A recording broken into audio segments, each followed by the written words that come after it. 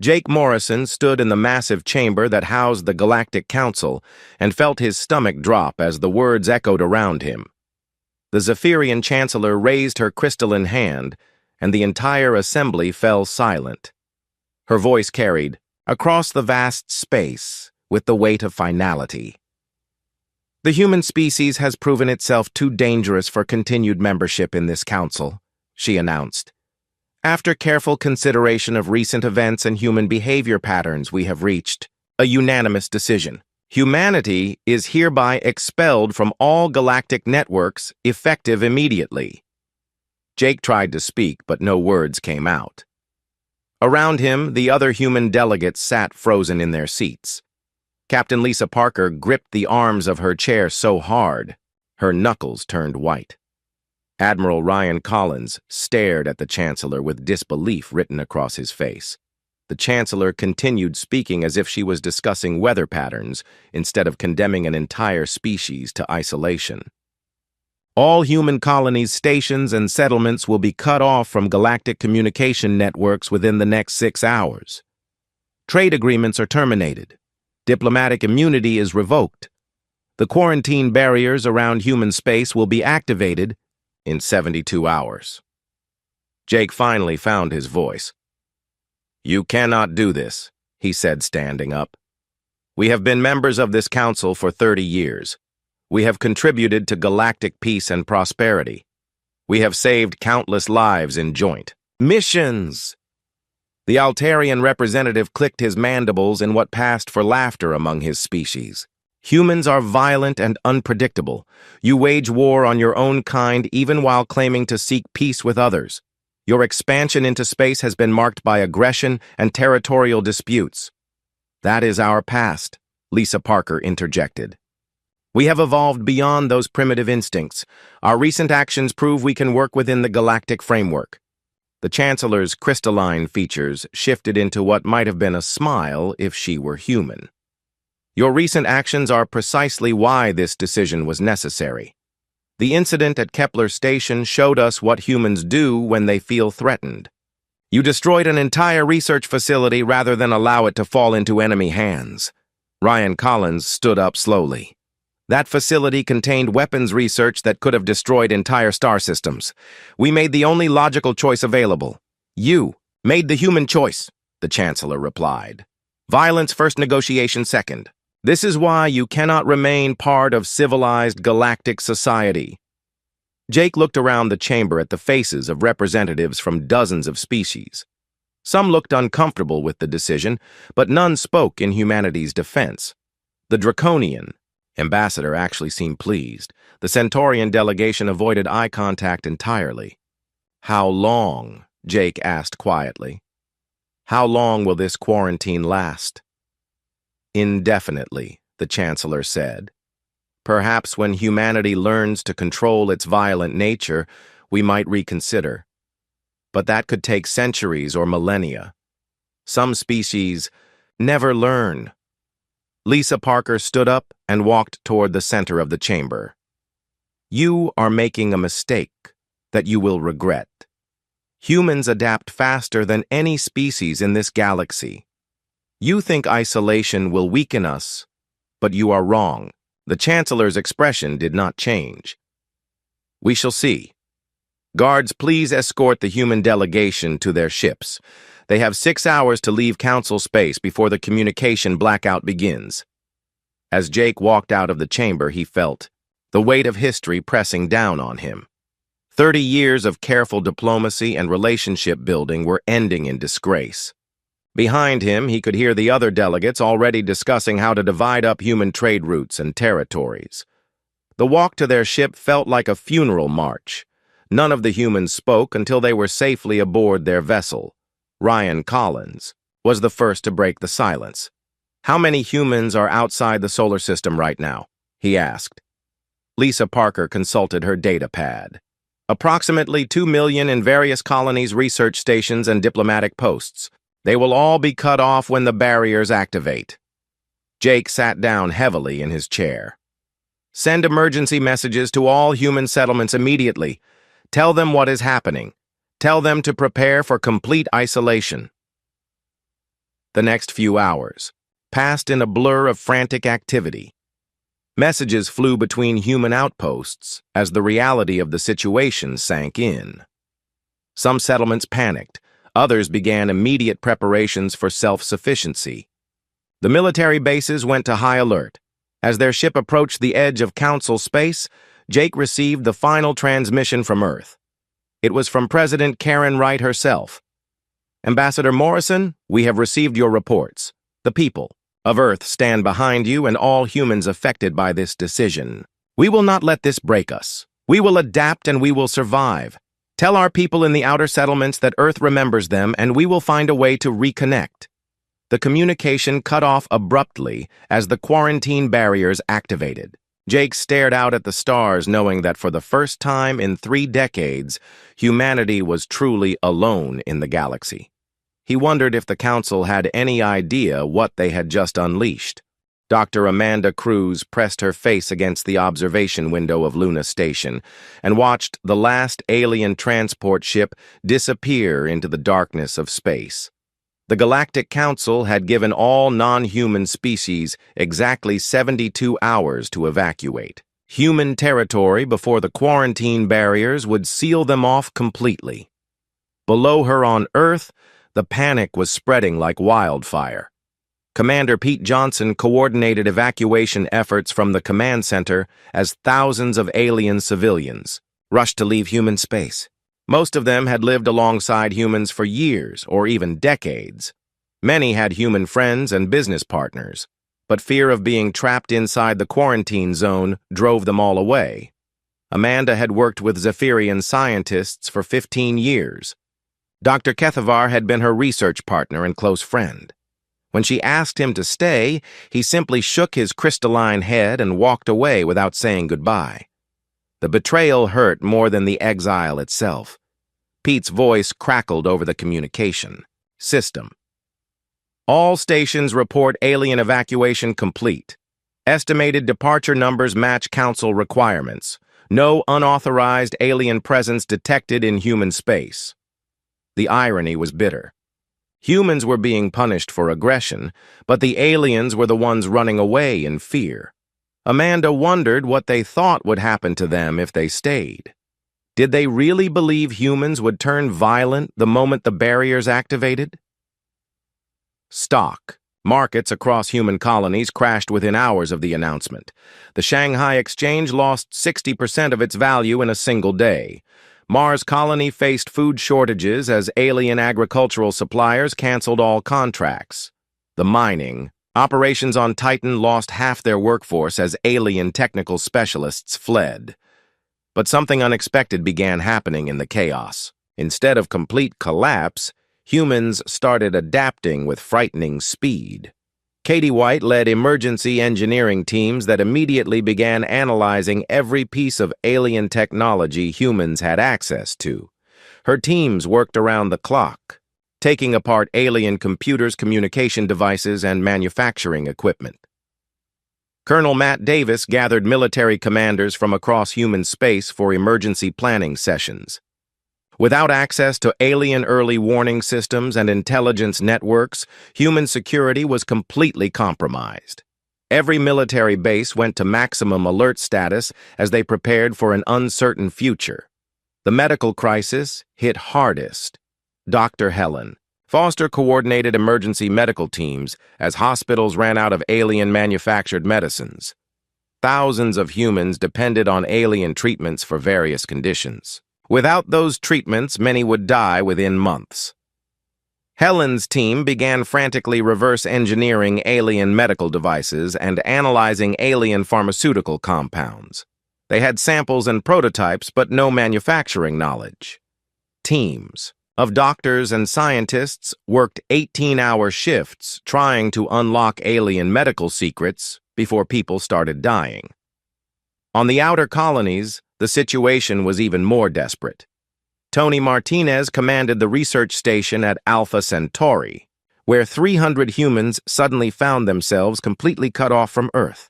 Their supply ships came from alien contractors. Their communication relays were built with alien technology. Even their life support systems used alien components. Tony gathered his staff and made a simple announcement. "We have 6 months of supplies if we ration carefully. Our communication with Earth is dead. Our supply lines are gone. We can either give up and die, or we can figure out how to survive on our own." The teams at Alpha Centauri began dismantling everything they could spare to understand how it worked. They had brilliant human engineers, but no alien instruction manuals. Everything had to be learned through trial and error. Mistakes could be deadly in the vacuum of space. Ben Carter worked at the asteroid mining facility in the Belt and faced similar challenges. His operation employed 500 humans who extracted rare minerals for alien buyers. With no buyers and no supply ships, they were stranded. But Ben was a problem solver by nature. He called his supervisors together and outlined a new plan. "We know how to mine. We know how to refine materials. We have the raw resources of the entire asteroid belt. What we need to learn is how to build everything ourselves." The mining facility became a research center overnight. Teams analyzed alien equipment to understand manufacturing processes. They studied alien materials to learn new techniques. They experimented with technologies that humans had never needed to develop while they were part of galactic civilization. Susan Davis commanded the naval base at Jupiter and watched alien vessels flee through her sensor networks. Her ships had been designed to work alongside alien fleet elements. Human weapons were integrated with alien targeting systems. Human shields were powered by alien energy sources. Susan began immediate retrofitting operations to make human ships completely independent. Her engineers worked to replace alien components with human alternatives. The process was slow and difficult, but absolutely necessary. Humans could not depend on alien technology if they were going to survive isolation. The most disturbing discovery came from intelligence analysis. Alex Thompson led the team reviewing all alien technology transfers over the past 30 years. What they found was shocking. The aliens had deliberately limited human access to key technologies. Humans had been given tools, but never the knowledge to make those tools themselves. Alex reported his findings to President Wright. "The aliens never intended for us to become truly independent. Every technology transfer included built-in dependencies on alien suppliers. We were kept deliberately weak." Wright read the reports with growing anger. "They planned this isolation all along. They wanted to keep us dependent so they could control us. When we proved too difficult to control, they simply cut us off." As the quarantine barriers fully activated, Amanda Cruz watched the last traces of alien presence disappear from human space.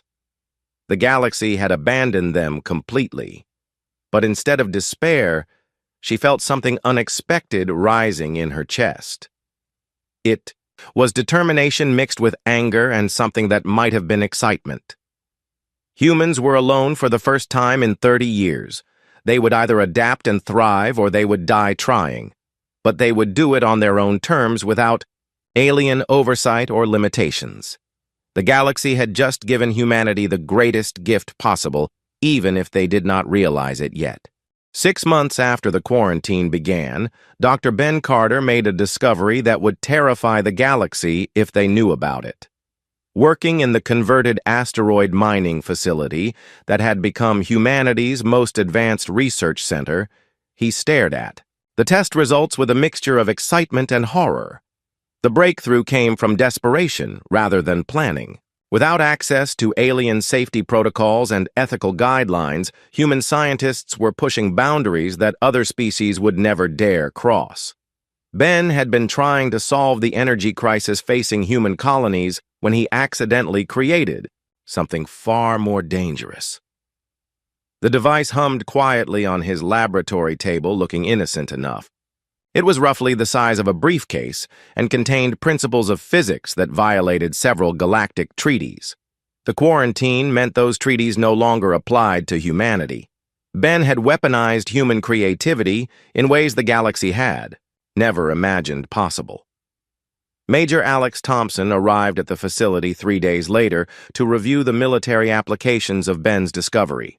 Alex had been coordinating defense preparations across human space, and the reports from the research teams were both encouraging and disturbing.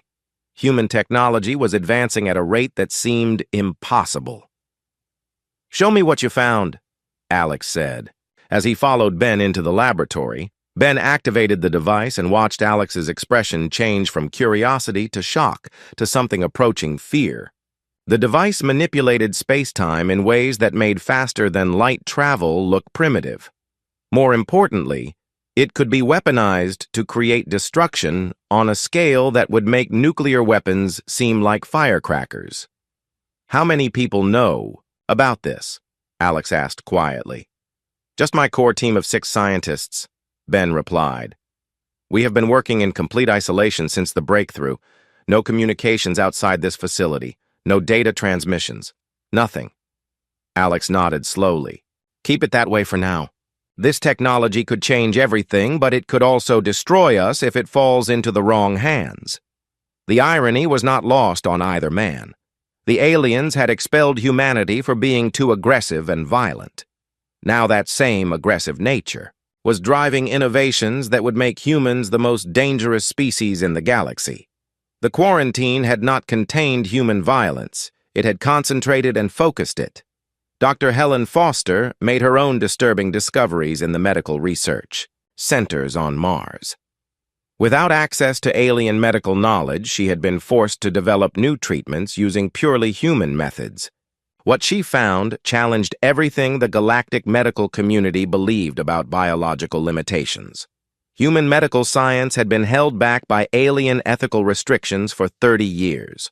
Aliens considered certain research areas too dangerous or morally questionable. But humans facing extinction had no such luxury. Helen's teams pushed into forbidden territories and discovered that human biology was far more adaptable than anyone had realized.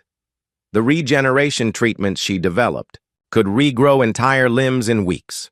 The genetic modifications could enhance human physical and mental capabilities far beyond normal limits. The life extension therapies could potentially extend human lifespan by centuries. All of this research would have been banned under galactic law. Captain Susan Davis reported similar breakthroughs in military technology from the Jupiter Naval Base. Her engineering teams had not just replaced alien components in human ships, they had improved upon them in ways that made alien technology look outdated. Human ships now moved faster than anything in the galactic fleet. Their weapons could penetrate alien shields that had been considered impenetrable. Their defensive systems could withstand attacks that would vaporize alien vessels. Most importantly, they had developed stealth technology that made human ships completely invisible to alien sensors. Susan tested the stealth systems by sending unmanned probes beyond the quarantine barriers. The probes traveled deep into alien space without being detected. They gathered intelligence on alien activities and returned with detailed information about galactic fleet movements. The aliens had no idea they were being watched. Tony Martinez coordinated similar advances in manufacturing and construction from the Alpha Centauri research station. His teams had learned to create materials that were stronger than anything in the alien technology database. They built structures that could withstand conditions that would destroy alien constructions. The breakthrough came when they stopped trying to copy alien methods and started developing purely human approaches. Human engineering was different from alien engineering. Humans solved problems through innovation and adaptation rather than following established patterns. Once freed from alien limitations, human creativity exploded in unexpected directions. Katie White led the computer science, teams that developed artificial intelligence systems beyond alien comprehension. Galactic law strictly limited AI development due to fears about artificial consciousness. But humans had no such restrictions during their isolation. The AI systems Katie created were not just more advanced than alien computers. They thought in fundamentally different ways. They solved problems that alien computers could not even understand. They processed information at speeds that made alien networks seem slow and primitive. most disturbing of all the human AI systems, began developing their own innovations without human guidance. They created new technologies that their human programmers had not imagined. They solved theoretical problems that had puzzled alien scientists for centuries. They designed weapons and defenses that existed only in the realm of science fiction. Colonel Matt Davis coordinated all these developments from the Military Command Center on Earth. His job was to evaluate the strategic implications of each breakthrough and plan for humanity's eventual emergence from quarantine. What he discovered was that humanity was no longer the same species that had been expelled from the Galactic Council. The forced isolation had triggered an evolutionary leap that normally would have taken thousands of years. Humans were adapting and advancing at a rate that defied natural law. They were becoming something new and dangerous. The galaxy had created its own worst nightmare by trying to contain human potential. Matt's reports to President Wright painted a picture that was both exciting and terrifying. "We are no longer the junior members of galactic civilization," he wrote. "We have become something that the galaxy has never seen before. When we emerge from quarantine, we will not be seeking readmission to the Council. We will be offering them a choice between cooperation and conquest." The most troubling aspect was how naturally violence came to human innovation. Every breakthrough seemed to have military applications. Every advance created new ways to destroy enemies.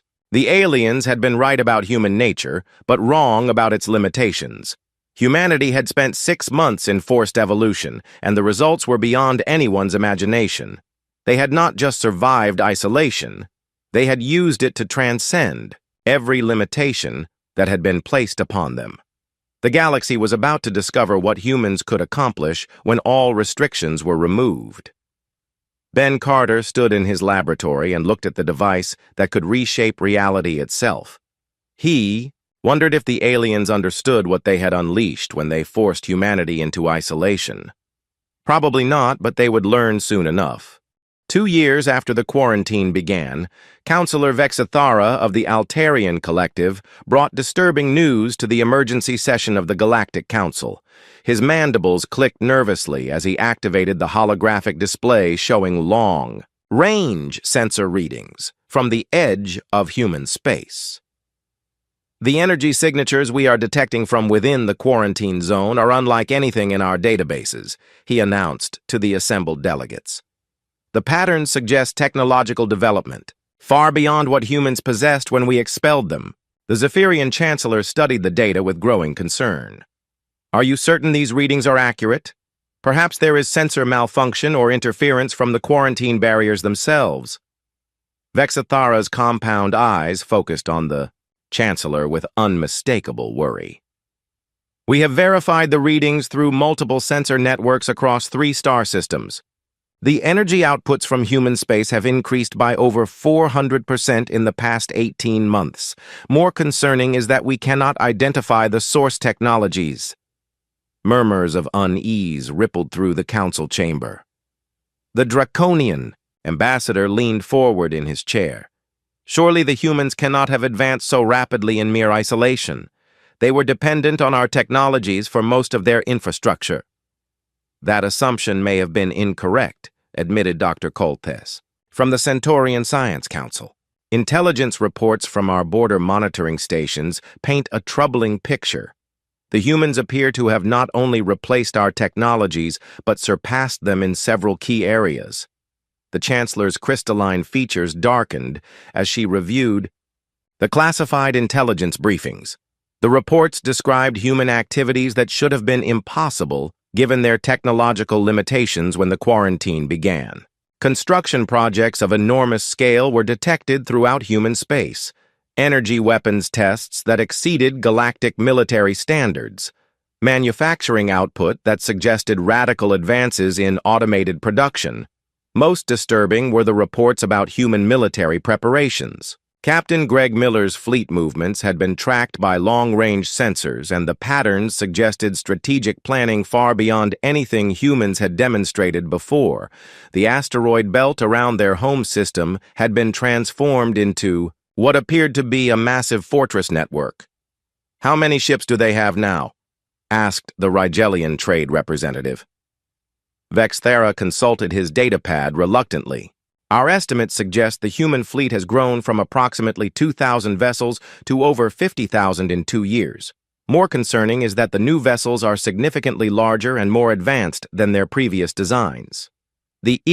Silence in the chamber was oppressive. The numbers did not make sense according to any known industrial capacity projections. Even with their most optimistic models, galactic economists had predicted human civilization would struggle just to maintain basic infrastructure during isolation.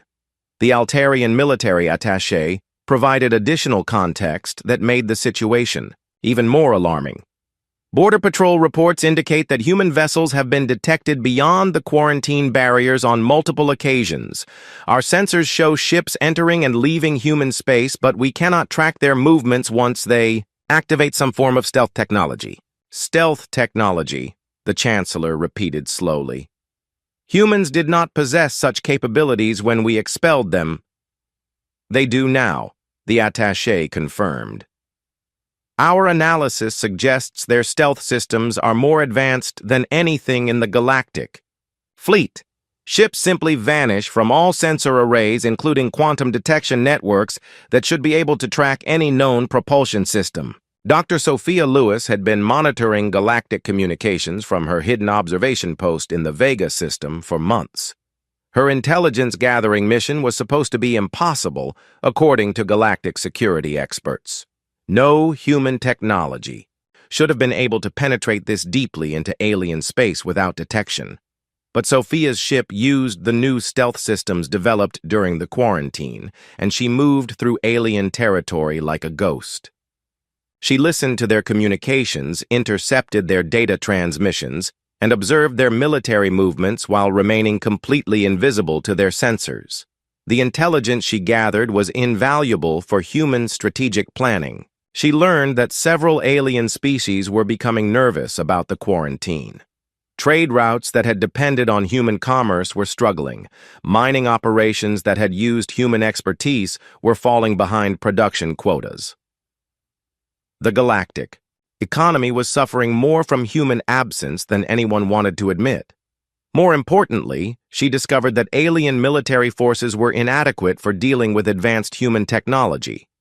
Their weapons were designed for conflicts against species with similar technological levels. Their defenses assumed certain limitations that humans had apparently transcended during their isolation.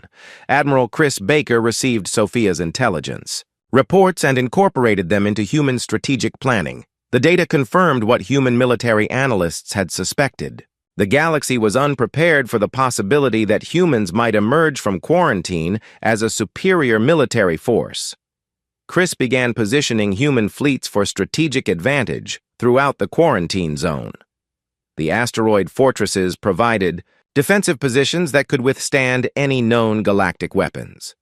The mobile fleet elements could strike at targets throughout alien space before retreating to impenetrable strongholds. The most significant development was the completion of the new manufacturing centers on the outer colonies. These facilities used technologies that the aliens had never shared with humans, automated production systems that could build anything from starships to weapon systems without direct human oversight. Rick Barnes coordinated the expansion of these manufacturing capabilities across multiple star systems. His teams worked around the clock to establish production centers that could support a war effort if necessary. The goal was complete self-sufficiency in all areas of technology and industry. Rick's reports to military command were optimistic beyond anyone's expectations. We can now build more ships in a month than we had in our entire fleet when the quarantine began. Our manufacturing capacity exceeds anything the aliens possess. If this comes to armed conflict, we have overwhelming industrial advantages.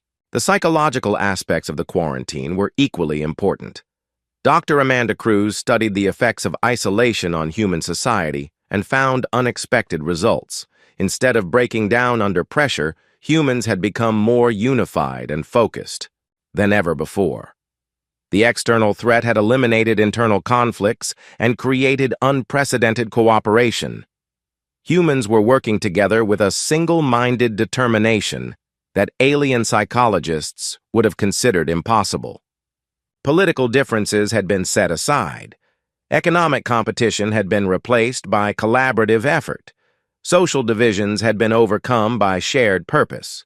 Amanda's analysis suggested that humans were experiencing an evolutionary pressure that was accelerating their development as a species. The quarantine had not weakened humanity. It had forged them into something stronger and more dangerous than they had ever been before. The Galactic Council continued their emergency sessions, but found no easy solutions. The quarantine barriers were designed to contain humans, not to protect aliens from whatever humans might become during isolation. It was becoming clear that the barriers might not be strong enough to hold whatever humanity had transformed into. Thibaus, Chancellor, concluded the session with words that would haunt the Council for years to come. We expelled the humans to protect galactic civilization from their aggressive nature. It appears we may have instead created the greatest threat our civilization has ever faced.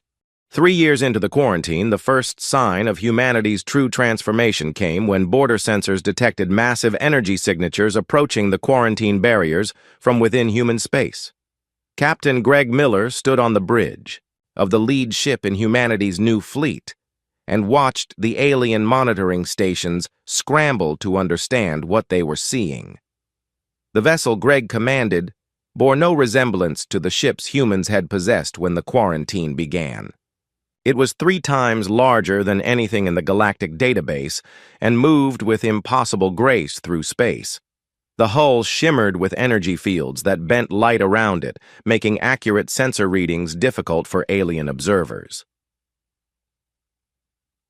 Behind, Greg's ship followed a fleet of similar vessels, each one representing technologies that should not have existed. The humans had spent 3 years in forced evolution, and these ships were the result. They were not just advanced, they were revolutionary. Admiral Karen Wright coordinated the fleet movements from her command ship at the center of the formation. The strategic plan had been developed over months of careful preparation. Humanity would not attack the quarantine barriers with brute force. They would demonstrate that the barriers were irrelevant to containing what humans had become. The quarantine. Barriers had been designed by the greatest alien engineers to contain any known technology. They projected energy fields that could stop starships moving at light speed. They created spatial distortions that made faster-than-light travel impossible.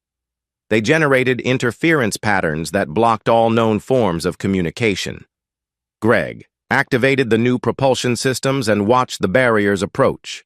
The alien monitoring stations were broadcasting emergency alerts as their sensors detected energy readings beyond their measurement scales. The humans were attempting something that alien science said was impossible. The quarantine barriers met human technology and simply ceased to exist. The ships passed through the barrier zone as if the supposedly impenetrable defenses were nothing more than empty space. The energy fields that should have stopped them had no effect. The spatial distortions that should have trapped them were easily navigated. The interference patterns that should have blocked their systems were completely ignored. Dr. Sophia Lewis transmitted humanity's first communication to the galaxy in 3 years from her position aboard the science vessel. Her message was broadcast on all galactic frequencies, ensuring that every species would receive it simultaneously. This is Dr. Sophia Lewis, representing the human species. To the members of the Galactic Council, we offer this simple message. You wanted us gone. Now you will understand why we were never meant to be caged. The human fleet did not attack any alien installations. They did not threaten any civilian populations. They simply existed in space that was supposed to be forbidden to them. Their mere presence demonstrated that the balance of power in the galaxy had shifted permanently. Counselor Vexithera received the emergency reports from border monitoring stations with growing horror. The quarantine barriers had failed completely. Not damaged or breached, but simply ignored as if they were irrelevant. The technology the humans were using operated by principles that alien science could not explain. "How is this possible?" demanded the Zephyrian Chancellor as the Council convened in emergency session. The barriers were tested against every known propulsion system. They should be able to contain any starship in the galaxy. The humans are no longer using any known propulsion system, Vexathera replied grimly. Our analysis suggests they have developed methods of space travel that bypass the physical laws the barriers were designed to exploit. The implications were staggering. If humans could ignore the quarantine barriers, they could ignore most galactic defensive systems. The energy shields that protected alien worlds, the spatial mines that guarded important trade routes, the subspace jammers that prevented faster-than-light attacks. All of these defenses assumed technological limitations that humans had apparently transcended. Captain Susan Davis commanded the second wave of human ships that emerged from the quarantine zone 6 hours after the first fleet. Her vessels were smaller and faster, designed for reconnaissance and intelligence gathering rather than direct confrontation. They spread throughout the border regions, scanning alien installations and mapping defensive positions. Susan's mission was to demonstrate human capabilities without triggering a military response. Her ships moved through alien space with complete impunity, visiting systems that should have been heavily defended. They scanned alien military bases, recorded fleet movements, and analyzed weapons capabilities before vanishing again into the darkness. The message was clear. Humans could go anywhere they wanted in the galaxy. They could gather any intelligence they needed. They could strike at any target they chose. The aliens were defenseless against human technology and human strategy. Tony Martinez led the third wave, which consisted of massive construction ships accompanied by heavy escorts. These vessels began establishing human bases in star systems just outside the former quarantine zone. The bases were built using technologies that allowed rapid construction of fortified positions. Within days, human outposts appeared in a dozen star systems, creating a defensive network that surrounded the quarantine zone. The aliens watched helplessly, as humans claimed territory that had been considered secure. Military analysts realized that humans were not just escaping containment. They were expanding. The construction proceeded with mechanical precision that spoke of long-term planning. The humans had not randomly broken free from quarantine. They had prepared for this moment with careful strategic thinking. Every move was calculated to demonstrate human capabilities while avoiding actions that would justify alien military response. Admiral Rick Barnes coordinated the logistics of the human expansion from his mobile command center. His supply ships moved between the new outposts, delivering equipment and personnel with efficiency that surprised alien observers. The human fleet operated with coordination that suggested advanced communication systems immune to galactic jamming efforts. Rick's analysis of alien defensive capabilities confirmed what human intelligence had predicted. The galactic military was designed for conflicts between species with comparable technologies. They had no experience dealing with opponents who possessed overwhelming technical advantages. The alien fleets that approached human positions found themselves outmatched in every category. Human ships were faster, more maneuverable, and better armed. Human shields could absorb damage that would destroy alien vessels. Human weapons could penetrate defenses that alien engineers had considered impregnable. More importantly, human tactics were unlike anything in alien military doctrine. They used three-dimensional thinking that took advantage of technologies aliens did not possess. They coordinated attacks across multiple star systems simultaneously. They struck at targets that alien commanders had not even considered vulnerable. The psychological impact on alien forces was devastating. Military units that had considered themselves elite found themselves helpless against human capabilities. Defensive positions that had never been threatened were easily penetrated. Weapons systems that had been state-of-the-art were rendered obsolete overnight. Dr. Ben Carter observed the alien response from his research vessel and noted the patterns of confusion and fear in their communications. The aliens were struggling to understand how humans had advanced so rapidly. Their scientists were frantically analyzing captured human technology, but finding principles that violated their understanding of physics. Ben knew the truth that the aliens would eventually discover. Humans had not just developed new technologies. During their isolation, they had developed new ways of thinking about reality itself. The quarantine had forced humans to question assumptions that alien science considered fundamental laws. The result was a technological revolution that transcended the boundaries alien civilization had accepted for millennia. Humans had broken, free not just from quarantine barriers, but from the conceptual limitations that defined galactic civilization. They had become something unprecedented and unstoppable. The galaxy would never be the same, and humanity would never again allow themselves to be contained. The Galactic Council chambers had never felt so small and vulnerable as when President Karen Wright walked through the main entrance 6 months after humanity's emergence from quarantine. The assembled alien delegates watched her approach with expressions ranging from fear to barely concealed panic. The human leader, who had once begged for membership, now commanded the attention of the galaxy through sheer technological superiority. Karen moved with quiet confidence down the central aisle toward the speaking platform. Behind her walked a small delegation of human representatives, including Admiral Rick Barnes, Dr. Ben Carter, and Captain Susan Davis. They carried no weapons and made no threatening gestures, but their presence radiated power that made the alien delegates uncomfortable. The Zephyrian Chancellor rose from her seat as Karen reached the platform. Her crystalline features showed stress fractures that had not been there during humanity's expulsion 3 years earlier. The quarantine had been intended to protect galactic civilization from human aggression, but had instead created something far more dangerous than anyone had imagined. President Wright, the Chancellor began hesitantly, we welcome your return to these chambers. The Council is prepared to discuss terms for humanity's readmission to galactic civilization. Karen smiled, but the expression held no warmth. Chancellor, I think you misunderstand the situation. We are not here to seek readmission to your organization. We are here to inform you of the new reality that humanity has created during our forced isolation. Murmurs of confusion and alarm spread through the assembled delegates. The Altarian representative clicked his mandibles nervously.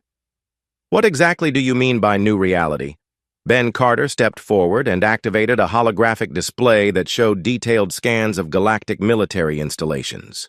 The images revealed human observation posts that had been monitoring alien activities for months without detection.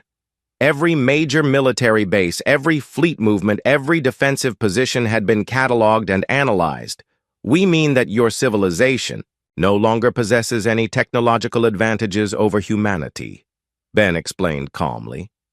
During our quarantine, we have developed capabilities that render your military forces obsolete. Your defensive systems cannot stop our ships. Your weapons cannot damage our shields.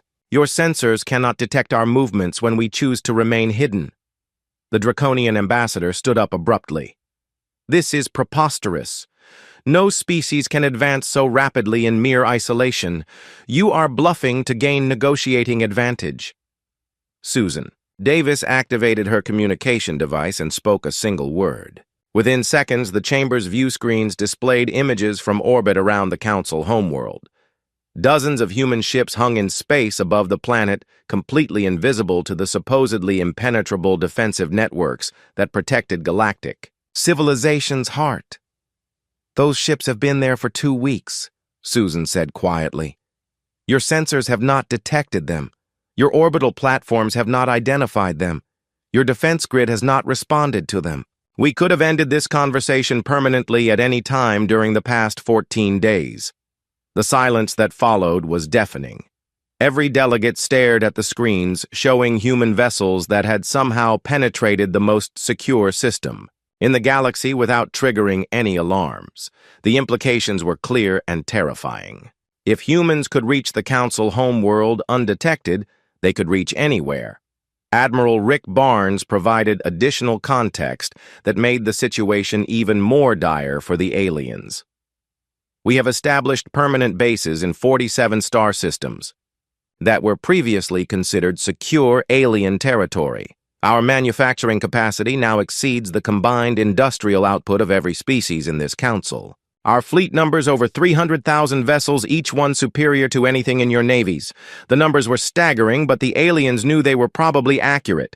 Human expansion had been detected throughout the galaxy, but the true scope had been hidden by their advanced stealth technologies. Intelligence reports suggested human presence in sectors that should have been impossible to reach.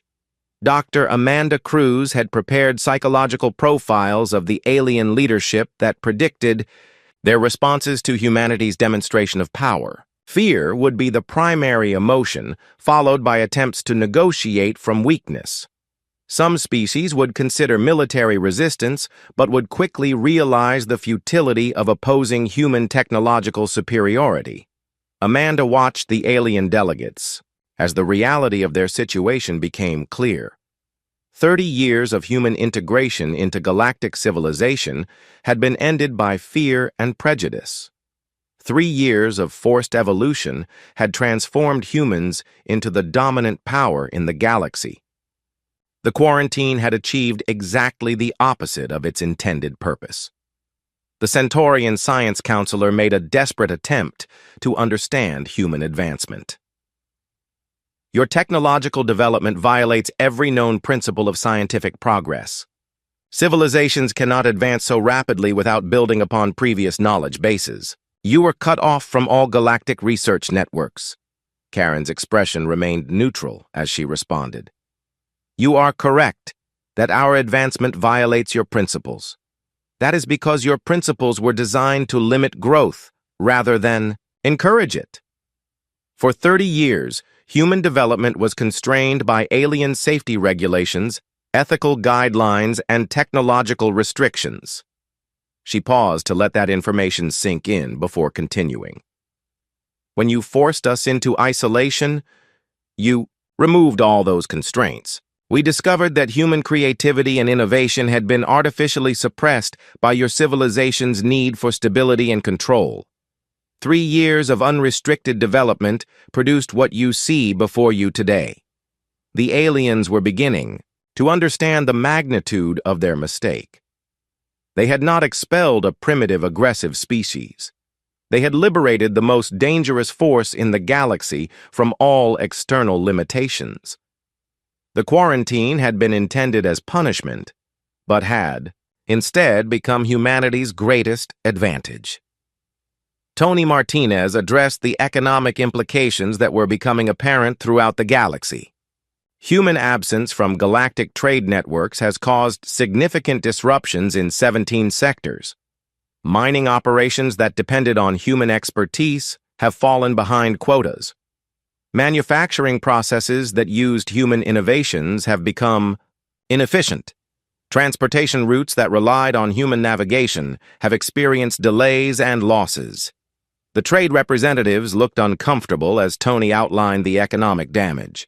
They had assumed human participation in galactic commerce was beneficial but not essential. The reality was that humans had become integral to galactic economic stability. Their forced removal had created cascading failures throughout multiple industries. We are prepared to resume limited trade relationships with species that demonstrate respect for human autonomy, Tony continued. However, these relationships will be based on human terms and human interests. The era of alien control over human commerce has ended permanently. Colonel Matt Davis presented the military analysis that would reshape galactic strategic thinking for generations. Human defensive capabilities now exceed anything the galaxy can deploy against us. Our offensive capabilities could eliminate any alien civilization within weeks. We possess weapons technologies that your science considers theoretically impossible. The military implications were clear to every delegate in the chamber. Humanity had become an unstoppable force in galactic affairs. Any attempt at military resistance would result in complete defeat for the attacking species. The balance of power had shifted so dramatically that traditional warfare was no longer viable. Matt continued with the strategic assessment that would define future galactic politics. However, humanity has no interest in conquest or domination through force. We prefer cooperation with species that recognize our legitimate interests and sovereignty. We offer partnership to those who approach us as equals. Karen concluded the presentation with humanity's final message to the galactic community. The Galactic Council expelled us for being too aggressive and unpredictable. You were correct about our nature, but wrong about your ability to control it. We have proven that humans are indeed dangerous when threatened or constrained. She looked directly at the Chancellor as she delivered humanity's ultimatum. You now have a choice to make. You can acknowledge humanity as an equal partner in galactic affairs and work with us to build a better civilization. Or you can continue to view us as a threat and face the consequences of that choice. The chamber remained silent as the alien delegates absorbed the reality of their situation. The quarantine barriers had failed. The isolation had backfired.